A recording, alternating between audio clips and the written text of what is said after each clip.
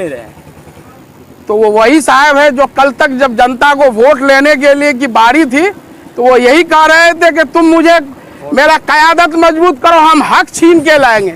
तो ये तो कैसा दोहरा चरित्र है। कल आप वोट लिए कि हम छीन के लाएंगे, लड़ के लाएंगे, गरेबान में हाथ डाल के लाएंगे, आज बोल रहे हैं मेरी कोई सुन नहीं रहा। तो ये दोहरा चरित्र, दोगला कैरेक्टर नहीं। लोगों को भी दो, लेकिन सीमांचल के लोगों को उसका वाजिब हक दो। इससे कभी हम समझौता नहीं कर सकते हैं। यह आवाज सीमांचल की दफा 371, सुरजापुरी रिजर्वेशन, अलीगढ़ का मामला, सैलाब की तबाही से बचाव और पुलों का निर्माण, ये तो हमारा बुनियादी मामला है। यही देखेंगे आप, एक एक घाट का नाम लेकर हम लोगों ने असेंबली में सुनाया है और हमारे नेता ने कल भी सुरजापुरी के मामले को सदन में उठाने का काम किया है। और आर्टिकल 371 इसी पसमानदगी के सिलसिले में लड़ाई का हिस्सा है। आपकी एक वीडियो में देखा था जिसमें आप कह रहे थे कि सरकार सुनती नहीं है हमारी। नहीं, सरकार नहीं सुनती तभी तो यहाँ बैठे हैं। अरे जालिमों की सरकार है, सरकार नहीं सुनती है तो क्या हमने सुनाना छोड़ दिया क्या?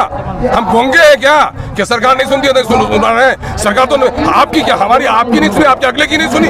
70 साल तक जो लोग एमएलए जा रहे हैं उसकी नहीं सुनी यहाँ पर। तो हम लोग तो सुनवाने के लिए पहली बार तैयार हुए हैं। आंकड़ों के साथ पहली बार एमआईएम ने बात पेश की है और अस्तुलिमान को इस मामले में हक हासिल है कि वो तमाम मामला को आंकड़ों पर कह करके सरकार को बात मंजूर करवाएंगे। एक ही दिन में 30 हाई स्कूल मंजूर करवाया था, अस्तुलिमान था।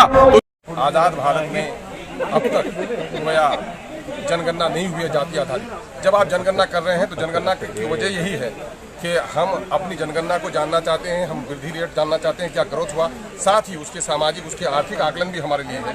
तो जब हम पॉलिसी बनाएंगे और अलग अलग स्टेट में अलग अलग जो हम सब कास्ट को रिजर्वेशन भी दे रहे हैं, तो रिजर्वेशन का आधार क्या होगा? अगर 27% ओबीसी को रिजर्वेशन है तो ओबीसी में बहुत सारे कास्ट हैं, किनका क्या हिस्सा होगा, अलग कंपार्टमेंट भी उनका तय होना चाहिए। जिस तरह अभी हमारे सुरजापुरी को रिजर्वेशन दिया गया है लेकिन उसकी सही तादाद सरकार के पास कोई आंकड़ा नहीं है। तो हम लोग कह रहे हैं कि भाई आप कीजिए ताकि उसमें सुरजापुरी भी शामिल हो, चाहे उसमें कुलिया भी शामिल हो, सैखरा भी, सबकी गिनती हो। जिस तरह से ओबीसी का मामला यही है कि एससी और एसटी की गिनती कर रहे हैं आप, धर्म के आधार पर गिनती कर रहे हैं, कोई उन्माद नहीं हुआ। तो कास्ट और सब कास्ट की गिनती करने में क्या दिक्कत है? और आज के दिन में चूंकि आपको मोबाइल ऐप से करने का प्रोग्राम है तो डिजिटल इंडिया में तो मैं समझता हूं कि सरकार पर कोई भार भी नहीं पड़ने जा रहा है।